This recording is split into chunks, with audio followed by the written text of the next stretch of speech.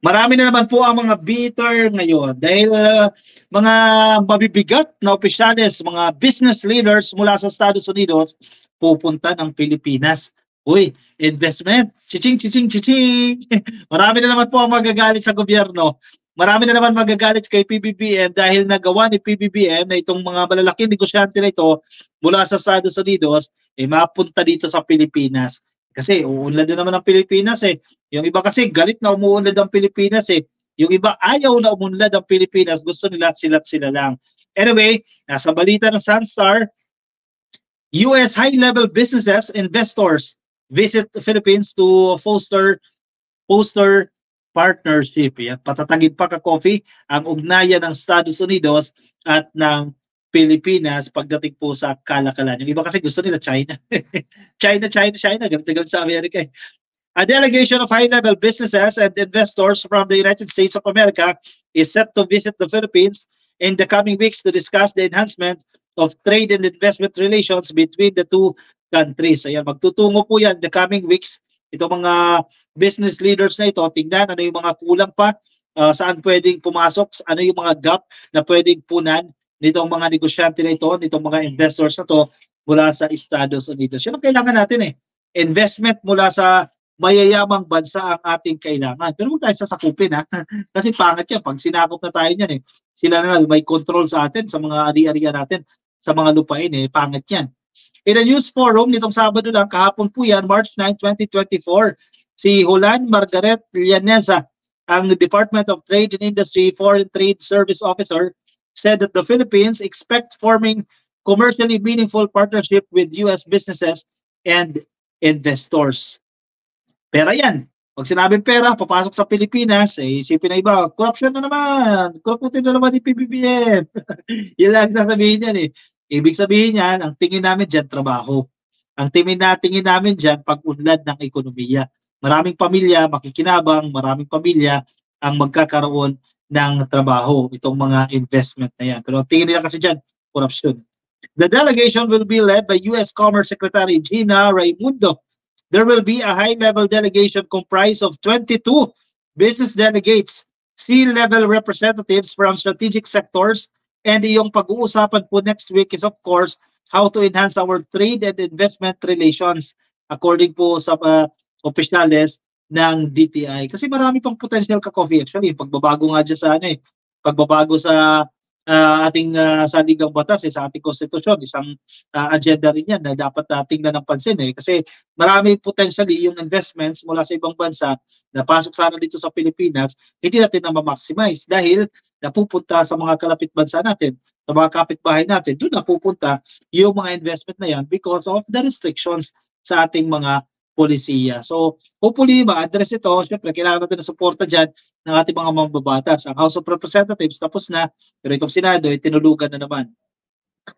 Ang goal po natin dito is, of course, to foster yung relasyon ng Pilipinas, ng Philippine business sector with the American counterparts para po magkaroon tayo ng mga commercially meaningful na partnership.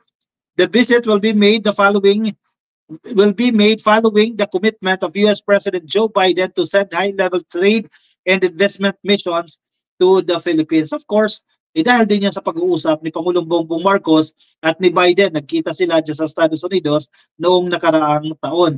Yun ang importante ng yun ang kahalagaan ng mga visit ng ating mga opisyalis sa ibang bansa kasi nakakadaupang palad nila itong matataas na opisyal ng gobyerno, yung mga kanilang counterparts. Siyempre, presidente ka ng Amerika, tapikin mo lang yung DTI dyan sa Amerika, counterpart ng DTI, punta kayo ng Pilipinas, magpasok naman kayo dyan ng investment. Yan ang importante, di ba?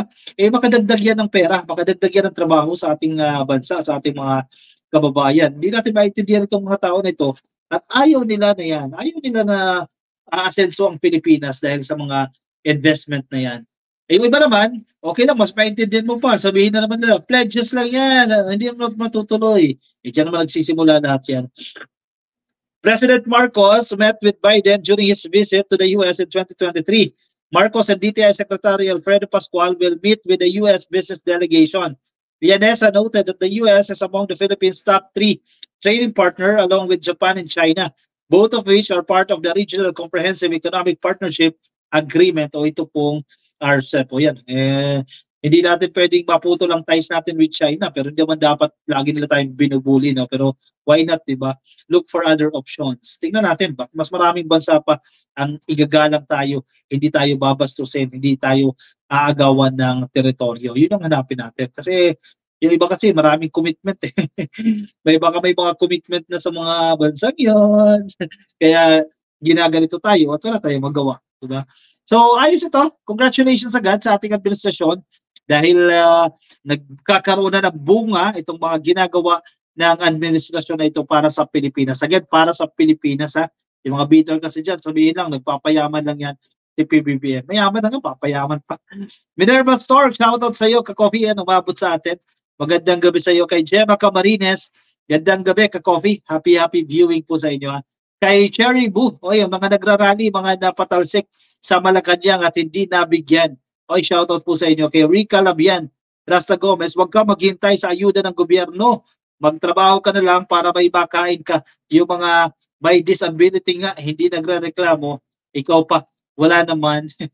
Correct, yung iba dyan, tama, di gusto lang tumatanggap lang ng ayuda. Nakakatawa pa iba, bash ng bash sa gobyerno, pero kumukuha ng pera sa gobyerno, kumukuha ng sustento sa gobyerno. Di ba? Nakakatawa. So, sige, kumusta kayo dyan, ka-coffee?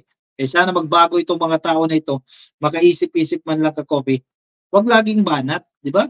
Tingnan nyo, baka naman maganda yung ginagawa eh. Kasi yung iba eh, ano lang eh, may malag talaga eh, may banat lang eh. Minerva Store, good evening, ka-coffee. Ayan, like na dan. Thank you. Kay Summer Weng, happy viewing sa iyo. Kay Glory De La Torre, shoutout po, nakikinig din po sa atin. Nandiyan po sa Facebook. Sige. Teka, naglo-load lang yung iba kong content, supposedly, no? Kay, thank you pala sa store, ha? Kay Summer Weng Fernandez. Hindi ko kasi nakikita sa laptop eh. Nag-send pala sa atin ng star. Thank you po sa iyong pastor, ha? Summer Weng Fernandez, happy viewing po sa inyo. Nandiyan po sa Facebook. Anong say ninyo, ka-coffee dyan? Tisha Almerol, oy, good evening, ka-coffee. Patapos na rin po tayo. Basahin ko na rin yung mga comments ninyo, no? Aida Miguel, happy viewing po sa inyo. Yung mga utak bisugo, tanungin o hanapin ninyo nasaan yung worth 50 billion plus 125 million, nasaan na? Wala na, ka-coffee. Natigil na yan. Kinalimutan na lang yan. Hay, nako. Anyway, sige, sana bukas may magbago naman. Sana may development naman tomorrow. So, sige na. Ako yung magpapaalam sa inyo, ka-coffee. Maraming salamat sa pagsama sa akin. Bukas ulit ha. Ingat po kayo. Nasaan man po kayong panig ng daigdig, ka-coffee.